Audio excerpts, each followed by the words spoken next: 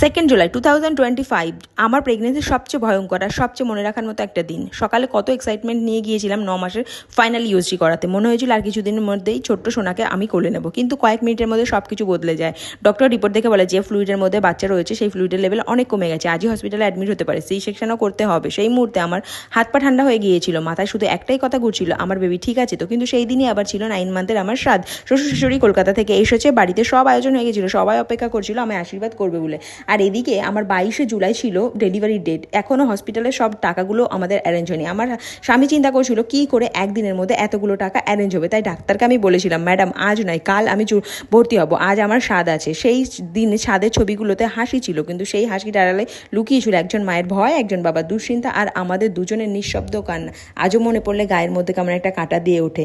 এদিকে মা হওয়ার এক্সাইটমেন্ট, অন্যদিকে নিজের বাচ্চার চিন্তা। 2 জুলাই 2025 আমার প্রেগনেন্সির সবচেয়ে ভয়ঙ্কর আর সবচেয়ে মনে রাখার মতো একটা দিন। সকালে কত এক্সাইটমেন্ট নিয়ে গিয়েছিলাম 9 মাসের ফাইনাল ইউএসজি করাতে। মনে হয়েছিল আর কিছুদিনের মধ্যেই ছোট্ট সোনাকে আমি কোলে নেব, কিন্তু কয়েক মিনিটের মধ্যে সবকিছু বদলে যায়। ডক্টর রিপোর্ট দেখে বলে যে ফ্লুইডের মধ্যে বাচ্চা রয়েছে সেই ফ্লুইডের লেভেল অনেক কমে গেছে, আজই হসপিটালে অ্যাডমিট হতে পারে, সেই সেকশনও করতে হবে। সেই মুহূর্তে আমার হাত পা ঠান্ডা হয়ে গিয়েছিল, মাথায় শুধু একটাই কথা ঘুরছিল, আমার বেবি ঠিক আছে তো। কিন্তু সেই দিনই আবার ছিল 9 মান্থের আমার শ্রাদ্ধ। শ্বশুর শাশুড়ি কলকাতা থেকে এসেছে, বাড়িতে সব আয়োজন হয়ে গেছিল, সবাই অপেক্ষা করছিল আমায় আশীর্বাদ করবে বলে।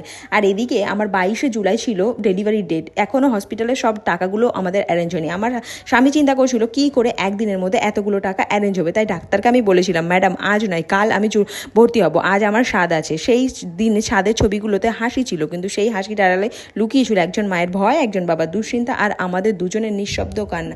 আজও মনে পড়লে গায়ের মধ্যে কেমন একটা কাঁটা দিয়ে ওঠে। এদিকে মা হওয়ার এক্সাইটমেন্ট, অন্যদিকে নিজের বাচ্চার চিন্তা।